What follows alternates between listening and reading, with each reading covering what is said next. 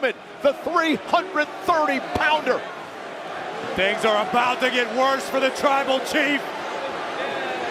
And more security out here now. Trying to separate these men. And Bronson Reed has been unleashed, Corey. Reed attacking everyone in his path. Consider this a tsunami warning.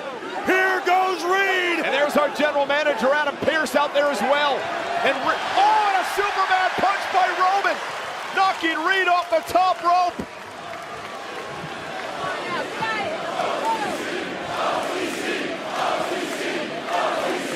And just a preview of what's coming our way Sunday at Clash in Paris between these two monsters. Roman Reigns isn't done yet.